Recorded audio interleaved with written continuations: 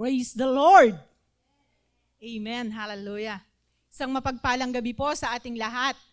Kayong din sa mga kasama po namin na naka-online, magandang gabi po sa bawat isa sa atin. Tayo po ay saglit na manalangin. Hallelujah. O dakilang Diyos na makapangyarihan sa lahat, maraming salamat po sa gabi na ito, Panginoon. Salamat po, Ama, sa pribilehiyo na patuloy na makapagturo ng iyo pong salita, O Diyos. Salamat ng maraming salamat sa gabi na ito, Panginoon.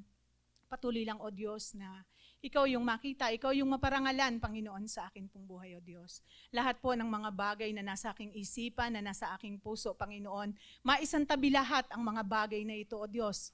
Kundi yung kalooban mo po, O Diyos, yung mga kapahayagan na nanggagaling sa iyo, ang siya lamang mamutawi sa aking labi, Panginoon. Tago mo po ako sa iyong kapangyarihan, O Diyos. Maraming salamat, Banal na Espiritu. Pangunahan mo po ako sa gabi na ito. Salamat po, Ama, salamat. Sa iyo po ang lahat ng kapurihan, sa iyo po ang lahat ng kadakilaan. Sa pangalan ng aming Panginoong Jesus. Amen! Praise the Lord. Hallelujah. Palakpakan nga po natin ang Panginoon, yung malakas na palakpak para sa Panginoon. Hallelujah. Praise the Lord. Hallelujah. Napakabuti po ng Panginoon sa buhay ng bawat isa sa atin. Ako po ay humingi ng tawad sa Panginoon nung nakaraang linggo dahil nung si Sister Ami po ay magtuturo, di po ba may bagyo ang sama ng panahon? Inggit na inggit ako nun. Nainggit po ako kay Ate Ami, sabi ko pa sa sarili ko, sana sa susunod na linggo ganito pa rin yung panahon. Pero humingi po ako ng tawad sa Panginoon. Hiningi ko po ng tawad sa Panginoon, hindi po yun dapat. Kasi hingi ako ng karunungan sa Panginoon. Hingi ako ng kapahayagan sa Panginoon. Tapos, doon lang sa pagkakataon na yun, nagkaroon ka ng pagkainggit. Dahil sa takot, ayaw mo nang magturo. Pero salamat sa Panginoon. Napakabuti po ng Panginoon sa buhay ng bawat isa sa atin. Amen? Praise the Lord. Hallelujah. Sa gabi pong ito, ang ating pag-aaralan ay patungkol kay Jeremias. Sa buhay po ni Jeremias. Hallelujah. Sige po, sabay-sabay nga po nating basahin yung aklat ng Jeremias, Kabanata 1, mga talatang 4 hanggang 10. Sabi po dito, sinabi sa akin ni Yahweh, pinili na kita bago ka pa ipinaglihi upang maging propeta sa lahat ng bansa. Sinabi ko naman, Yahweh, hindi po ako marunong magsalita. Bata pa po ako. Subalit sinabi niya sa akin, huwag mong sabihing bata ka. Sinugo kita kaya't humayo ka. Ipahayag mo sa lahat ang aking iuutos sa iyo. Huwag mo silang katakutan pagkat ako'y sasa iyo at iingatan kita. Akong si Yahweh ang nagsasabi nito. Pagkatapos iniunat ni Yahweh ang kanyang bisig, hinipo ang mga labi ko at sinabi, hayan, ibinibigay ko sa iyo ngayon ang dapat mong sabihin. Ibinibigay ko rin ngayon sa iyo ang kapangyarihan sa mga bansa, mga kaharian, sila'y bunutin at ibagsak, lipulin at iwasak, ibangon at itatag.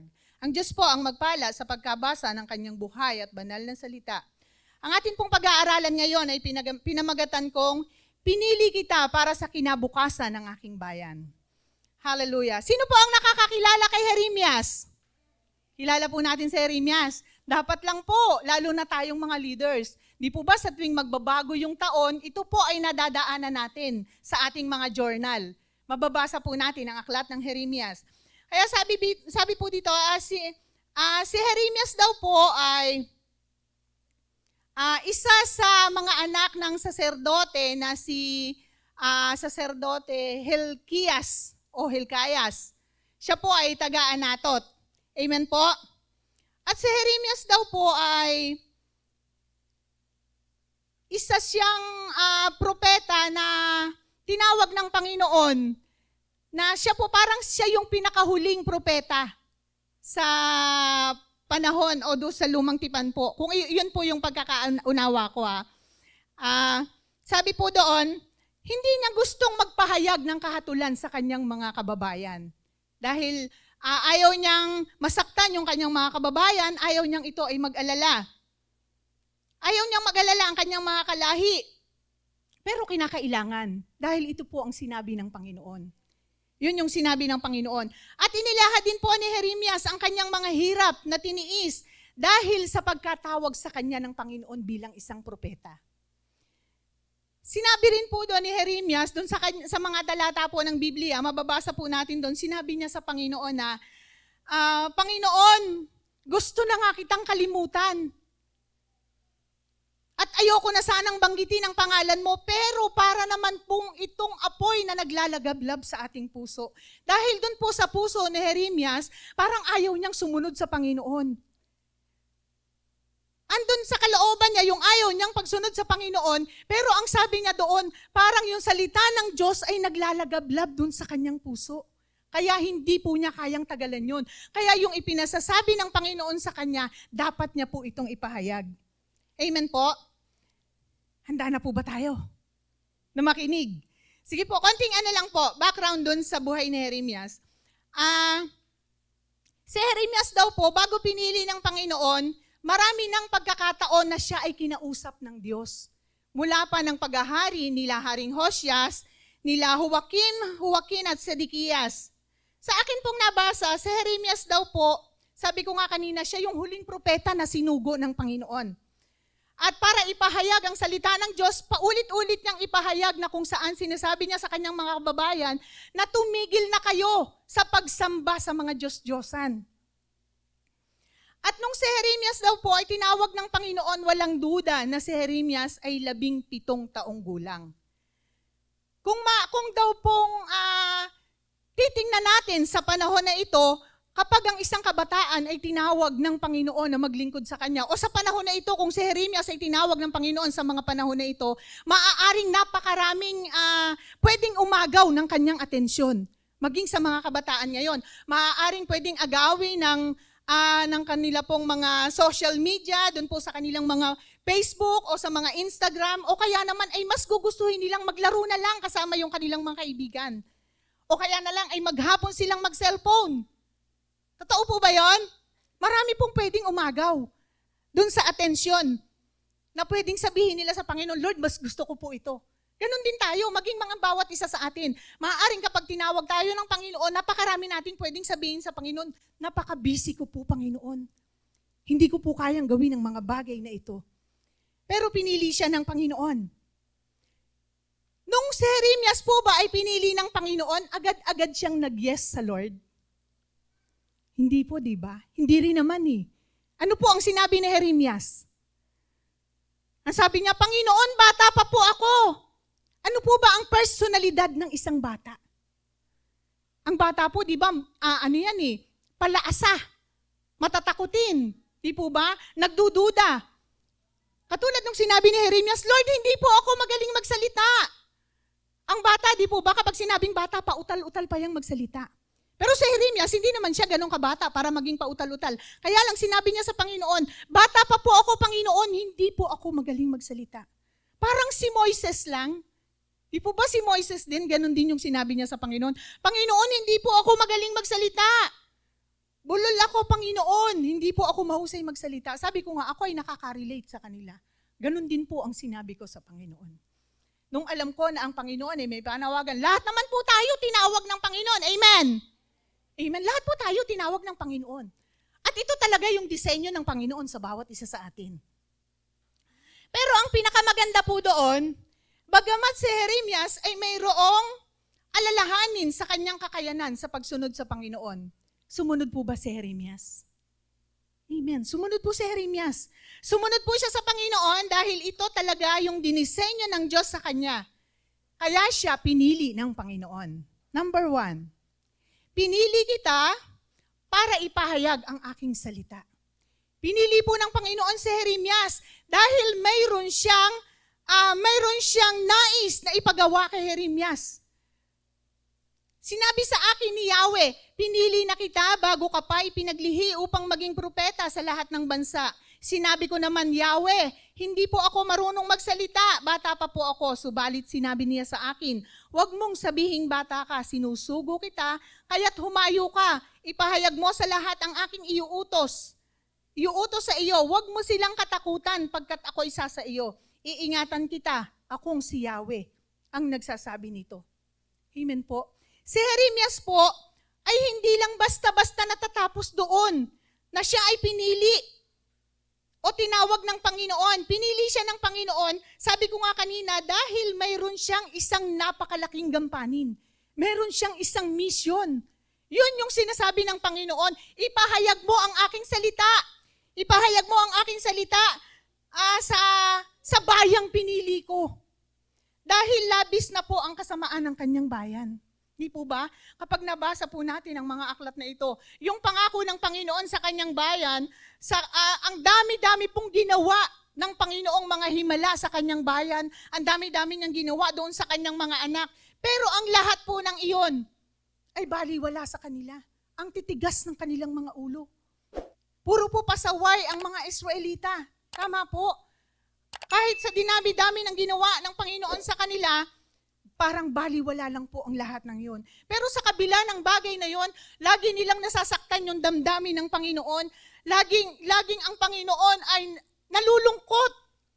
Sobrang naglulungkot, nagdadalamhati ang Panginoon dahil sa ginawa sa kanya ng kanyang bayan. Sa kabila ng mga bagay na kanyang ginawa, nandun pa rin lagi yung puso ng Panginoon na kung saan ayaw niyang mapahamak. Ayaw niyang mapahamak ang kanyang piniling bayan. Kaya't ang sabi niya kay Jeremias, pinili kita para ipahayag ang aking salita. Hallelujah! Madali po ba yung pinapagawa ng Panginoon kay Jeremias? Hindi po siya madali. Di po ba sabi doon, ang tagal na panahon na si Jeremias ay nagsalita, ay nagpahayag sa kanyang bayan, pero baliwala lang po ang lahat ng kanyang ginagawa. Hindi siya pinakikinggan. Hallelujah. Hindi po madali sa kanya yung mga bagay na yon. Pero sa kabila po ng lahat ng yon, si Jeremias ay nananatiling sumunod sa Panginoon. Napakahirap ng kanyang sitwasyon. Nakaranas po siya ng mga pag-ano po sa kanya ng mga kababayan niya. Yung siya ay nilalait. Parang ang dami-dami pong masasakit na salita na ginagawa sa kanya. Itinuring siyang kaaway ng kanyang mga kababayan. Dahil ayaw nga nilang pakinggan si Jeremias doon sa pagpapahayag ng salita ng Diyos. Dahil nahumaling na sila doon sa pagsamba nila sa mga Diyos-Diyosan. Pero labis na nasasaktan ng Panginoon. Pero sa kabila ng mga bagay na yon, nandun yung damdamin ng Panginoon, ipahayag mo sa kanila ang aking salita. Sabihin mo sa kanilang magbalik loob sila sa akin. Ano man yung mga bagay, ano man yung mga kasalanan ginagawa nila, kapag sila ay lumapit sa akin, patatawarin ko silang muli. Mababasa po natin sa mga talatang sumusunod, nung Jeremias po ay isinama ng Panginoon doon sa magpapalayok. Di po ba? Habang yung magpapalayok po ay ginagawa niya yung palayok, pinanunood ni Jeremias, nakikita niya, kapag ito ay nasisira, inuulit muli nung magpapalayok. Di po ba? Kapag nasira, uulitin niya uli, ilalagay niya dun sa molde, paiikutin niya, hanggang sa maging magandang palayok po ang lumabas. Kaya't ang sabi ng Panginoon, kung may mga pagkakataon man na ako ay nagsalita sa aking bayan, na sila ay aking lilupulin, sila ay aking ibabagsak. Kapag sila ay lumapit at humingi ng tawad sa akin, hindi ko ba sila kayang patawarin? Di po ba napakaganda ng puso ng Panginoon? Napakaganda ng kalooban ng Panginoon sa kabila ng katigasan ng ulo ng kanyang mga pinili, ng kanyang mga mahal na anak ng kanyang bayan, sa kabila ng mga bagay na ito. Naruroon yung patuloy na pagmamahal ng Panginoon. Naruroon na kung saan ayaw ng Diyos na sila ay mapahamak. Amen po. Ang gusto ng Panginoon, nais niya na magkaroon sila ng magandang kinabukasan. Di po ba kasi nga may pangako ang Lord sa kanila? Amen? Pero sa kabila ng mga bagay na yun, ang titigas po ng kanilang mga ulo. Lagi nilang sinasaktan ng damdamin ng Panginoon na sobrang ikinalulungkot ng Panginoon. Amen po? Ayaw ng Diyos na mapahamak ang kanyang bayang pinakamamahal. Kaya ang sabi niya kay Jeremias, ipahayag mo sa kanila ang aking salita. Sabihin mo sa kanilang labis akong nasasaktan sa ginagawa nilang pagsamba sa Diyos-Diyosan. Hallelujah! Nakakalungkot lang po na kung saan sa kabila ng mga bagay na ginawa ng Panginoon, nandoon pa rin na nahuhumaling ang kanyang bayan. Doon sa pagsamba sa kanilang Diyos-Diyosan. Doon sa ginawa nilang Diyos-Diyosan na wala namang kakayanan. Doon sa mga bagay na kailangan nila. Na kapag sila ay lumapit, kaya bang silang tugunin nung mga ginawa nilang Diyos-Diyosan? Hindi po sila kayang tugunin. Hindi kayang ipagkaloob sa kanila ang lahat ng kanilang pangangailangan. Kaya't ang sabi ng Panginoon, Jeremias, ipahayag mo ang aking salita sa aking bayan. Mahal na mahal ko sila, ayaw ko silang mapahamak. Hallelujah. Sabi ng Panginoon, marami pong mga talata sa Biblia na makikita natin doon na ang Panginoon ay nangungusap sa kanila o nakikiusap sa kanila. Ang sabi ng Panginoon doon sa Hosea 14:1, makikita po natin na ang Diyos ay nananawagan sa kanyang bayan. Ang sabi niya, manumbali kayo sa akin at kayo'y aking patatawarin. Sabi rin po doon sa Jeremiah 29:12-13, kung magkagayon, tatawag at mananalangin kayo sa akin at diringgin ko naman kayo kung lalapit kayo sa akin ng buong puso. Tutulungan ko kayo. Napakadakila po ng pagmamahal ng Panginoon. Amen? Hallelujah. Kung titingnan po natin, di ba? Makapangyarihan siya eh. Pwede niyang gawin ang lahat ng bagay doon sa mga tao, doon sa kanyang piniling bayan na kung saan, hayaan na lang mapahamak to. Ang titigas ng ulo nila. Hayaan na lang ng Panginoon. Pwede namang gawin niya yung mga bagay na yun. Pero bakit lagi ang nananalaytay doon sa puso ng Panginoon? Paalalahanan mo sila. Sabihin mo, magbalik loob sila sa akin kasi mahal na mahal ko sila. Napakadakila ng pagmamahal ng Panginoon. Hindi lang sa kanyang bayang pinili, maging sa bawat isa po sa atin. Sobrang mahal tayo ng Panginoon. Amen po. Palakpakan nga po natin ang Panginoon. Hallelujah. Praise the Lord. Napakadakila ng pag-ibig ng Panginoon. Nakakalungkot lang po talagang isipin. Napakaraming pasaway. Hindi lang sa panahon noon ng mga Israelita. Hindi lang sa panahon noon na kung saan ay naisipahayag ng Panginoon ang kanyang salita sa kanyang bayan. Napakarami pong pasaway. Maging sa bawat isa sa atin ngayon. May mga pagkakataon po sa buhay ng bawat isa sa atin, kapag dumating ang pagsubok, kapag nakaranas ng mga problema, kapag dumaan sa banig ng karamdaman, ayawan na. May mga tao po na kung saan kapag dumadaan sila sa napakabibigat na problema, ayoko nang umattend ng Sunday. Ilang dekada na akong nagsisimba, ilang taon na akong nananalangin sa Panginoon. Maaari ba, Panginoon, kapag dumating yung bahaan, wag na po kaming abutin ng baha. Wag na pong abutin, Panginoon, yung bahay namin. Hallelujah. Pero bakit hanggang ngayon, Panginoon, kapag merong high tide, Lord, pag pagising namin sa umaga, nababasa yung aming mga paa, nababasa yung aming mga tuhod. Ayoko nang magsimba. Hindi naman tinutugon ng Panginoon ang panalangin ko, parang mga Israelita lang. Na kapag hindi na ibigay ang gusto, ayawan na. Hallelujah. Marami pong mga taong ganon. Pero tandaan po natin, kung yung tayo po ay nagrereklamo o maraming nagrereklamo na, Lord, nasira na yung mga lalagyanan ko ng TV. Kapag bumabaha, hindi mo naman naririnig yung panalangin ko, Panginoon. Hello, tingnan po natin kung makikita po natin yung pong bagyong Enteng. Di po ba? Yung ating mga kababayan sa ibang lugar, doon po sa Rizal, sa Antipolo, napakarami po sa kanila, hindi lang tuhod ang nabasa. Amen? Makikita po natin yung bubungan lang nila yung nakalitaw. Di po ba? Lahat nabasa. Lahat ng kabuhayan nawala. May mga mahal sa buhay na nawala. May mga naanod yung sasakyan. May mga buntis na namatay. Marami pong na-disgrasya. Maraming nawala ng kabuhayan. Lahat was out. Samantalang yung iba nabasa lang yung tuhod. Nabasa lang yung kanilang lalagyan ng TV, nasira lang yung paa ng lalagyan ng TV, nagreklamo na sa Panginoon, ayoko na, hindi na ako magsisimba. Hindi naman dinidinig ng Panginoon ang aking panalangin. Hallelujah. Parang mga Israelita lang. Di po ba? Parang sa dinami-dami ng ginawa ng Panginoon sa kanilang mga buhay, hindi nila nakita yung mga bagay na ginawa ng Panginoon. Dumating sa pagkakataon na nagkaroon ng problema, yung 10 ginawa ng Panginoon sa kanila. Hindi na nila yun nakita. Ayawan na agad, ayoko na, Panginoon. Ayoko na po. Samantalang ikaw, pagising mo sa umaga, kahit basa yung tuhod mo, meron kang lulutuing itlog, meron kang lulutuing tuyo. Paggising ng pamilya mo, meron kayong pagsasaluhan, sama-sama kayong kakain. Kasi ang nangyari lang naman sa inyo, nabasa lang yung bahay nyo. Inabot lang ng hanggang tuhod. Samantalang yung iba nawala ang lahat sa kanila. Pero umaasa, nagtitiwala, at nagpapasalamat sa Panginoon dahil sila'y buhay. Amen! Malakas na palakpak sa Panginoon. Hallelujah! Praise the Lord, napakapalad po ng bawat isa sa atin. Dahil tayo po, inabot lang ng baha. Oo, maaaring inabot ka hanggang hita. Maaaring nabasa yung mga damit mo. Pero sila, wala na nga silang isusuot eh. Wala silang makain. Aasa na lang sila ngayon sa magbibigay sa kanila. Pero napakapalad ng bawat isa sa atin. Hallelujah. Pagising natin sa umaga, merong nanay na magluluto sa iyo. Merong tatay na magtatrabaho, merong tatay na muling babangon para sa iyo.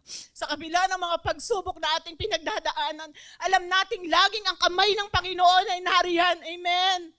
Hallelujah. Mabuti po ang Panginoon sa lahat ng oras.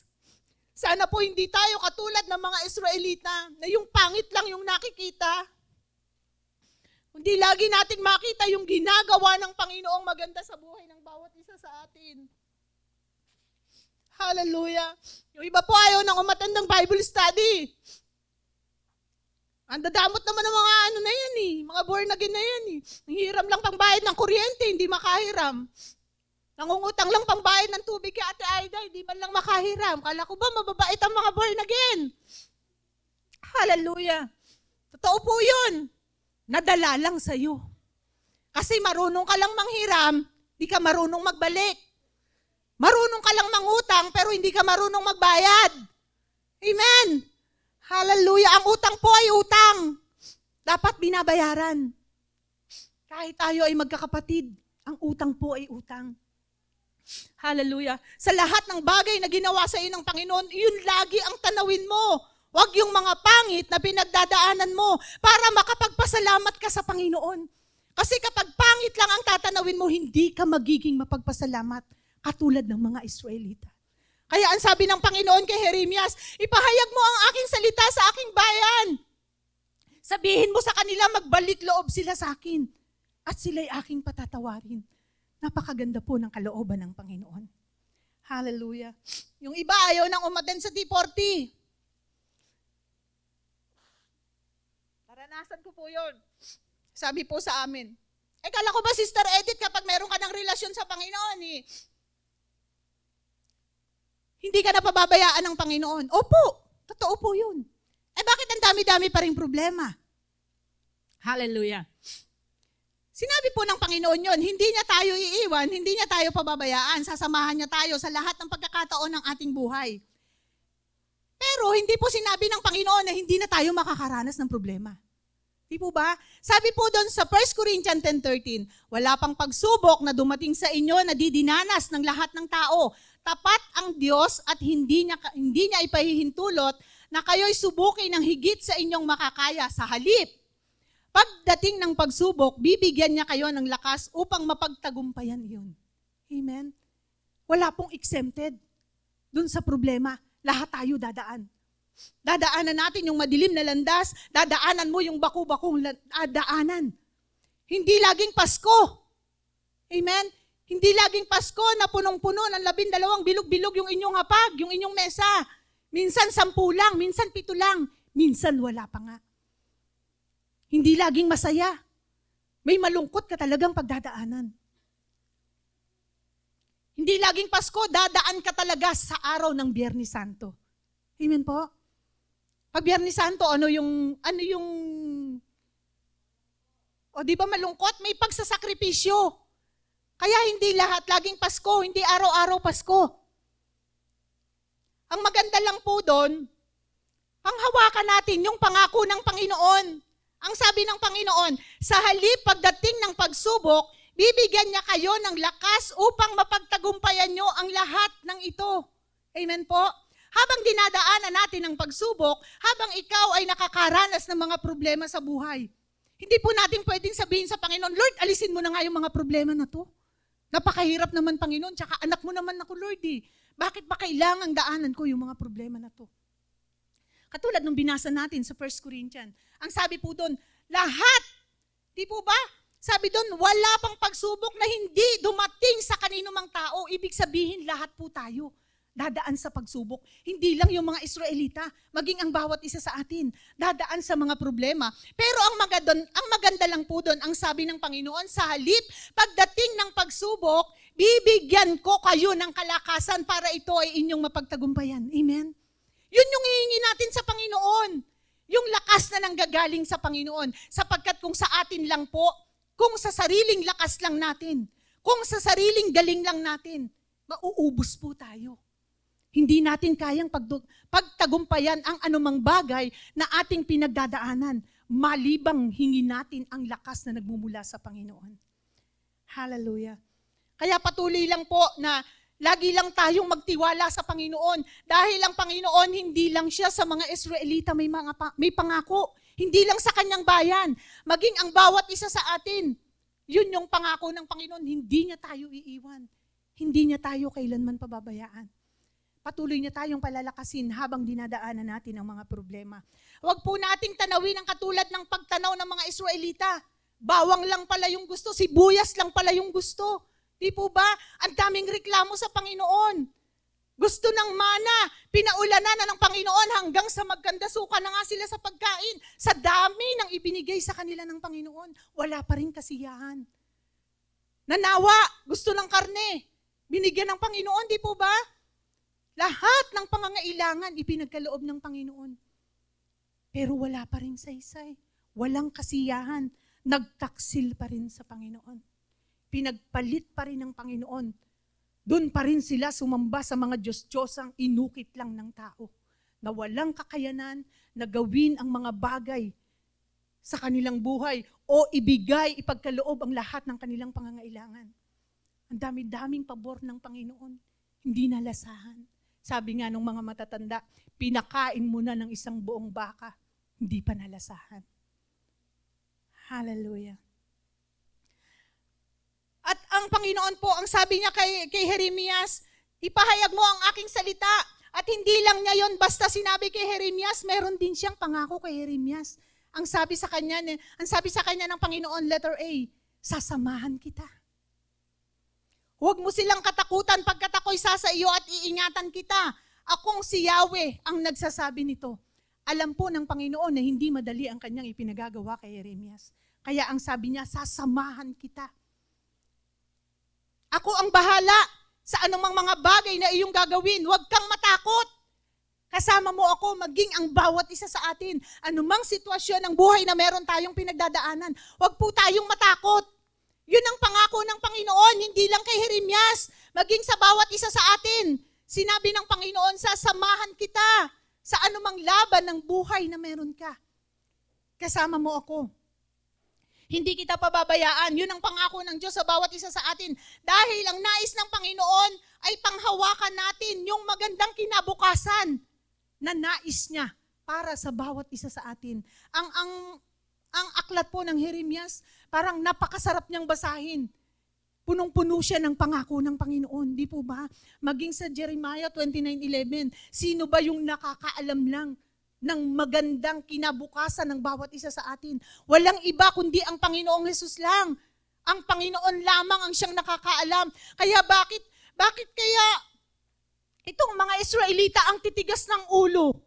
Sabihin, sinabi na ng Panginoon na sasamahan ko kayo lahat, ibibigay ko sa inyo, pero bakit kaya sila nagtaksil pa rin sa Panginoon? Nakakalungkot po, no? Habang ito po ay inaaral ko, sabi ko, ang titigas naman ng ulo nila, wala silang kasiyahan. Napakapasaway ng mga Israelita. Hallelujah. Kaya kung ang bawat isa po sa atin, sa tingin nyo, pinili kayo ng Panginoon. Merong ipinagagawa sa inyo ang Panginoon, i-grab po natin yung opportunity na yun. Ipagpasalamat po natin sa Panginoon. Dahil pinili ka at pinagkatiwalaan ng Diyos katulad ni Jeremias. Di po ba kapag ka ang isang employee ba yung tawag doon, yung maghahanap ng trabaho? Di ba iyan kailangan ng mga yung resume na tinatawag, teacher, resume po. Isasabit mo yung kailangan ng mga dokumento. Di po ba? Pero si Jeremias, wala siyang sinabmit sa Panginoon. Di pa nga siya niluluwal pinaglilihi pa lang siya. Pinili na siya ng Panginoon. Hindi na niya kailangang mag-submit pa ng mga dokumento para sabihin sa Panginoon, Lord, ako po yung piliin mo Panginoon, ako po yung gawin mong propeta. Di po ba? Napakapalad ni Jeremias. Maging ang bawat isa sa atin, napakapalad ng bawat isa sa atin. Kung sa tingin niyo po tayo ay pinili at pinagkatiwalaan ng Panginoon, i-grab po natin yung opportunity na yon. Hindi lahat ay napipili. Kapag ikaw ay nag-apply sa trabaho, hindi lahat ay gusto ng isang kumpanya o makakapasa yung iyong sinabmit na dokumento. Amen po. Pero napakapalad ng bawat isa sa atin dahil ikaw at ako ay pinili ng Panginoon para ipahayag ang kanyang salita sa mga taong naliligaw ng landas. Amen? Malakas na palakpak sa Panginoon. Hallelujah! Praise the Lord! Napakabuti ng Panginoon. Ang sabi doon, hindi lang basta sasamahan ng Diyos si Jeremias. Bagkus patuloy na ang proteksyon ng Panginoon ay patuloy niyang mararanasan. Letter B, iingatan kita. Huwag mo silang katakutan pagkat ako'y sa iyo at iingatan kita. Akong si Yahweh ang nagsasabi na ito. Amen? Alam ng Panginoon na maaaring si Jeremias ay dumaan sa mga panganib. Di po ba kapag siya ay nagpapahayag ng salita ng Diyos, pinagtatawanan lang siya ng kanyang mga kababayan. Nilalait pa nga siya, maraming mga salitang sinasabi sa kanya. Alam ng Panginoon na hindi ganon kadali yung kanyang pagdadaanan, pinagtatangkaan maging ang kanyang buhay. Kaya ang sabi ng Panginoon, iingatan kita. Naalala niyo po yung kwento ko nung kami ay nasa Baler. Yung bata na kung saan ay lumusong doon sa gitna ng dagat. Kapag lumalaki yung alon, niyayakap siya ng kanyang tatay. Dahil ayaw niyang masaktan yung bata. Ayaw niyang mapahamak yung kanyang anak. Ganon din po ang bawat isa sa atin. Kapag tayo ay dumadaan sa mga pagsubok, kapag tayo ay dumadaan sa tingin natin napakalalaking alon o unos ng buhay, iyayakap po tayo ng Panginoon. Iyayakap tayo ng Panginoon dahil ayaw ng Panginoon na ikaw ay masaktan. Ayaw ng Panginoon na ikaw ay madapa. Ayaw ng Panginoon na magasgasan yung tuhod mo kasi mahal na mahal ka ng Panginoon. Ang mga Israelita po, sa kabila ng kanilang mga pagkukasala sa Panginoon, sa kabila ng katigasan ng kanilang mga ulo, laging nagsasabi ang Panginoon, bumalik na kayo sa akin. Humingi kayo ng tawad. Kalimutan nyo na yung pagsamba sa mga Diyos-Diyosan. Wala namang kakayanan niya na magagawa sa inyo. Hindi niya kayang ibigay sa inyo ang lahat ng inyong pangangailangan. Kaya ang sabi ng Panginoon, magbalik loob na kayo sa akin at kung kayo ay magbabalik loob, kayo ay aking patatawarin. Di po ba? Napakaganda ng kalooban ng Panginoon. Napakamapagmahal. Napakamapagpatawad niyang Diyos. Napakabuti ng Panginoon. Sobrang napakabuti po ng Panginoon. Hallelujah. Sa Panginoon po, lagi tayong may assurance. Lagi tayong may katiyakan na tayo po ay ligtas. Amen? Lagi tayong may katiyakan sa presensya ng Panginoon. Kaya lagi lang tayong magbabad sa presensya ng Panginoon. Pangalawa po, pinili kita para ipakilalang ako ay makapangyarihan. Sabi po doon sa verse 10, ibinibigay ko rin ngayon sa iyo ang kapangyarihan sa mga bansa at mga kaharian. Sila'y bunutin at ibagsak, lipulin at iwasak, ibangon at itatag. Hallelujah. Pinili po ng Diyos si Jeremias para ipaalam sa kanyang bayan na walang makahihigit sa kanya. Na ang lahat ay kayang gawin ng Panginoon. Walang bagay na mahirap sa Panginoon. Walang bagay na hindi kayang gawin ng Panginoon. Kaya ang sabi niya kay Jeremias, ipakilala mo sa aking bayan na ako ay makapangyarihan. Ipaalala mong muli. Dahil baka nakalimutan lang ng mga Israelita na ang Diyos ay makapangyarihan. Kaya ang sabi niya kay Jeremias, ipaalala mo sa kanila na ako ay Diyos na makapangyarihan. Na maling-mali yung kanilang naging desisyon, na ipinagpalit nila ako sa Diyos ang walang kakayanan na magpala sa kanila. Hallelujah. Nais ng Diyos na ipakilala o ipaalala sa kanila na kaya niyang gawin ang lahat ng bagay. Kaya niyang pabagsakin ang sino mang nagmamataas. Kaya niyang wasakin ang lahat ng itinayumang mga kaharian o ano pa mang bagay. Pinili ng Diyos si Jeremias para patunayan sa mga taong walang sino mang makagagawa sa mga bagay na kayang gawin ng Panginoon. Amen po. Ganon din sa bawat isa sa atin. Kung meron man tayong pagtitiwalaan sa ating mga buhay, dapat ang Panginoon lang yun. Walang maging ibang option. Hallelujah. Hindi katulad ng mga Israelita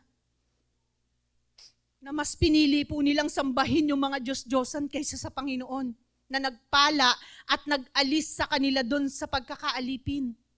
Kaya ang sabi ng Panginoon, ipakilala mo sa kanila na ako ay Diyos na makapangyarihan sa lahat dahil meron akong magandang plano para sa kanilang kinabukasan. Ayokong manatili silang alipin, ayokong manatili sila o mapahamak sila dahil sila ay mahal na mahal ko. Hallelujah. Kaya ang sabi ng Panginoon, kung sila ay manunumbalik sa akin, kahit sila ay lugmok sa lahat ng bagay, kaya ko silang patawarin. Ibangon ng Panginoon dahil siya ay Diyos na makapangyarihan kung sila man ay nalugmok, kung sila man ay nadapa. Sabihin mo sa kanilang, ako'y makapangyarihan. Kaya kong gawin ang lahat ng bagay. Nais ng Diyos na ipakilala sa kanyang bayan kung sino siya talaga at kung gaano siya kamakapangyarihan. Sabi po doon sa Exodus 34 verse 14, huwag kayong sasamba sa ibang Diyos, sapagkat akong si Yahweh ay Diyos na mapanibughuin. Ang pangalan ko'y mapanibughuin. Di po ba? Maging sa atin, nais ipakilala ng Panginoon na anak, mapanibughuin ako, ang gusto ko ako lang. Ang gusto ko walang third party, ang gusto ko ako lang yung mamahalin mo. Kapag mahal mo ang pamilya mo, dapat po number 1 ang Panginoon. Amen? Kapag mahal mo ang trabaho mo, dapat number 1 ang Panginoon dun sa trabaho mo. Kapag mahal mo ang ministeryong ipinagkatiwala sa iyo ng Panginoon, dapat mahal mo. Number 1 mahal mo ang Panginoon. Kasi nagpapakilala po ang Panginoon dito. Sabi niya, siya ay Diyos na mapanibughuin. Habang inaaral ko po ito, sabi ko, ang sweet naman ng Lord. Di po ba? Para siyang isang kasintahan na kung saan ang gusto lang niya, ako lang yung mamahalin mo. Ako lang yung iibigin mo, ako lang yung paglilingkuran mo. Ayaw ng Panginoon na may kahati. Ayaw ng Panginoon na yung Diyos-Diyosan luluhuran mo. Ayaw ng Panginoon na meron ka pang ibang kikilalaning Diyos. Ang gusto lang ng Panginoon, siya lang. Siya lang yung maitanghal. Siya lang yung maparangalan. Siya lang yung kilalaning Diyos na makapangyarihan sa lahat. Deserve naman ng Lord yun eh. Amen po? Yes, deserve po ng Lord ang lahat ng yun. Ang ating pagmamahal sa Kanya, ang ating paglilingkod sa Kanya, ang kilalanin natin siya sa ating buhay bilang isang Diyos na makapangyarihan. Sapagkat kaya niyang gawin ang lahat ng bagay. Hallelujah. Kaya ang sabi po niya doon sa pahayag, 2:4-5, sabi po doon, ngunit ito ang ipinagdaramdam ko sa iyo.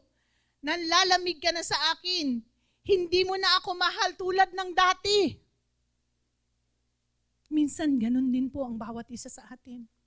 Sa oras ng ating commitment, sa oras ng pangako natin sa Panginoon. Sino po dito yung nagpe-pray na meron siyang oras na sinabi sa Panginoon? Taas nga po yung kamay. Amen. Di po ba? Meron tayong mga promise sa Lord na, Lord, 4:00 ng madaling araw, gigising ako para makipagduelo sa iyo. Di po ba? Dapat yung oras ng 4:00 na yun, nandun ka sa tagpuan nyo ng Panginoon. Nagising ka ng 3:30. Kinuha mo yung cellphone mo, 3:30 pa lang, maaga pa. Sige ka ng kadudot-dot dun sa cellphone mo. Sige ka ng padaos-dos, hanggang sa nalibang ka na. 5:00, 6:00, 7:00, abay, nagulat ka pa nung nakita mo yung oras. Naku, 7:00 na pala, hindi pa ako nakakapagluto. Malilate si bunso. Malilate ang asawa ko, o di takbo ka na ngayon. Nagluto ka na. Asa na ngayon yung pangako mo sa Panginoon? Nakalimutan mo na. Madalas po nasasaktan natin ang Panginoon. Amen? May mga pangako tayo sa Panginoon na inaantay tayo ng Panginoon. Maaaring, 4:00 na, akin na yung oras na yun. Kaya lang, nalibang ka na. Kasi nga, inuna mo yung cellphone mo. Maaga pa naman, idlip muna ako. Nakatulog ka. Nagising ka, 7:00. Nagising ka, 6:30. Nasa na yung pangako mo sa Panginoon. Pero ang Panginoon ay nag-iintay sa iyo. Kaya madalas napapalungkot natin ang Panginoon. Madalas nasasaktan natin ang Panginoon. Amen po. Hallelujah. Hindi lang yung mga Israelita ang nakakasakit sa kalooban ng Panginoon. Maging ang bawat isa sa atin. Sa oras ng pagbabasa ng Bible, nalibang ka sa TikTok. TikTok ka ng TikTok. Maybe this time. Diba? Wala ka tinignan kundi. Diba?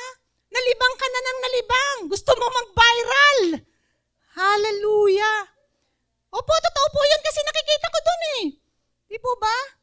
Nakikita ko dun at ako din minsan. Pero wag po tayong magpadala. Yung oras na para sa Panginoon, yung commitment mo sa Panginoon, yung promise mo sa Lord, yung oras ng pagbabasa ng Bible, dapat po nandoon tayo sa oras na yun. Dahil baka no mga oras na yun, merong sasabihin pala sa iyo ang Panginoon sa pamamagitan ng pagbabasa mo ng banal na kasulatan. Pero dahil hindi ka dumating, hindi mo tinupad yung pangako mo sa Lord na yung oras na yun, ito yung oras ka na magbabasa ng Bible. Meron sanang sasabihin sa iyo ang Lord, anak, yung panalangin mo kahapon, bibigay ko na sa iyo ngayon, tutugunin ko na. Kaso lang hindi ka nakipagduelo sa Lord. Hindi ka nakipagtipan sa Panginoon. Nakalimutan mo yung tipanan nyo ng Panginoon. Kahit i-TikTok mo. Hallelujah. Mas gusto mo pang magbabad sa cellphone. Mas gusto mo pang magbabad sa mga telenovelang pinanonood mo. Hallelujah. Praise the Lord. Mas gusto mo pang makipag-usap sa mga kaibigan mo o mga kapitbahay mo kaysa sa Panginoon. Nasasaktan po natin ng Panginoon sa mga ganong pagkakataon. Kasi may promise tayo sa Lord. Lord, ito yung oras ko para sa iyo. Hallelujah. Kaya kapag meron po tayong promise sa Panginoon, kapag sinabi mong 3:00 ng madaling araw, kapag sinabi mong 3:00 ng hapon, yung para sa Panginoon yun. Hallelujah. Huwag po nating nanakawin yun. Huwag nating hayaang nakawin ng kaaway yung pong ating pakikipagtipan sa Panginoon. Nakatulad na nangyari sa mga Israelita. Pinanakaw nila lahat. Yung mga bagay na dapat pagsamba sa Panginoon, dapat pagbibigay ng kaluwalhatian para sa Panginoon, pinanakaw nilang lahat yun. Na dapat sa Diyos nila yun ibabalik. Dahil ang Panginoon ang nag-alis sa kanila sa pagkakaalipin. Hindi naman talaga sila alipin eh. Kasi nga, pinili sila ng Panginoon. Mahal na mahal sila ng Panginoon. Sila na lang ang gumawa ng mga bagay na yun. Yung kagagawa nila na yun, sila na lang ang gumawa nun. Kaya ang sabi ng Panginoon, sabihin mo sa kanila na magbalik loob sa akin at kilalanin nila ako bilang isang Diyos na makapangyarihan sa lahat. Amen. Ang Panginoon ay patuloy na nagpapakilala sa bawat isa sa atin. Mapanibuguin po ang ating Panginoon. Hallelujah. Kaya kung ano yung dapat na para sa Panginoon, ibigay po natin yung para sa Panginoon. Huwag natin yung paagaw kahit na kanino. At ito po yung pagkatawag niya kay Jeremias para ipahayag ang kanyang salita, para ipahayag na siya ay Diyos na makapangyarihan sa lahat, maging sa bawat isa sa atin. Sabi nga po, kung merong iilang tao na gustong makinig ng salita ng Diyos, huwag po tayong magsawa doon. Huwag tayong magsawa na ipahayag ang salita ng Diyos. Sabi nga ni Pastor Sunny, yun daw pong 75% na ating tinuturuan, napakapalad na yung 25% ay lumago o mamunga. Kaya huwag po tayong magsawa na ipahayag ang salita ng Diyos. Kahit na ilan yung tinuturuan natin dyan, huwag po tayong magsawa. Lalo na huwag tayong magsawa na idulog sila sa Panginoon. Huwag nating hayaan na kung meron man tayo na na-share na salita ng Diyos, huwag nating hayaan na ito po ay maagaw pa ng kaaway. O kung meron man tayong inaalagaan, huwag na nating hayaan na sila ay maagaw pa ng kaaway sa kamay ng Panginoon. Hallelujah. I-grab po natin yung opportunity na ang bawat isa sa atin ay maggamit ng Panginoon. Sapagkat hindi lang si Jeremias ang pinili ng Panginoon, maging ang bawat isa sa atin. Pinili po tayo ng Panginoon para sa kaluwalhatian ng kanyang dakilang pangalan. Ang pagtayo ko po sa inyong harapan, hindi po ito aksidente, disenyo ito ng Panginoon. Amen? Disenyo po ito ng Panginoon. Sa Diyos ang lahat ng papuri. Sa Diyos ang lahat ng kaluwalhatian. Bagamat marami po tayo, ang bawat isa sa atin, alam ko hindi lang ako yung merong takot. Hindi lang ako yung merong pag-aalala, Panginoon. Hindi po ako karapat-dapat. Pero pinili po tayo ng Panginoon. Salamat sa Panginoon. Sobrang nagpapasalamat po ako sa Panginoon. Sobrang nagpapasalamat ako sa Panginoon. Bagamat hindi po madaling tumayo rito, totoo po yun. Sa tuwing ako'y tatayo rito, parang gusto ko na lang umuwi. Kanina nga, nung dumidilim na, sabi ko, parang lalakas yung ulan, ayoko munang umalis. Baka magkaroon pa ng kadahilanan. Kaninang umaga, nagising ako ng 3:30, nag-LBM ako. Parang natutuwa na mayroong kurot dun sa puso ko. Parang kung magtutuloy-tuloy, hindi ako makakapagturo.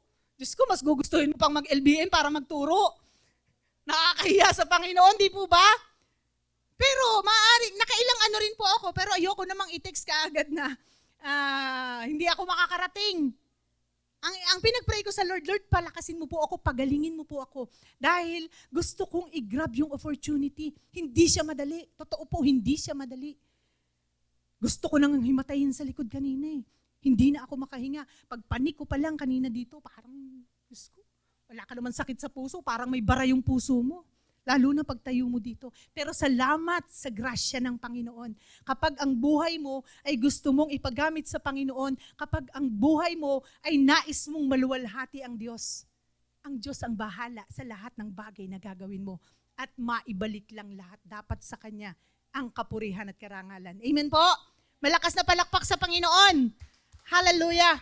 Napakabuti po ng Panginoon. Kaya dapat wag yung tira-tira lang na oras ang ibibigay natin sa Panginoon. Kung ano yung pangako mo sa Lord, kung ano yung promise mo sa Lord na oras na dapat makipagtipan ka sa Panginoon, dumating po kayo sa tipanan ninyo ng Panginoon.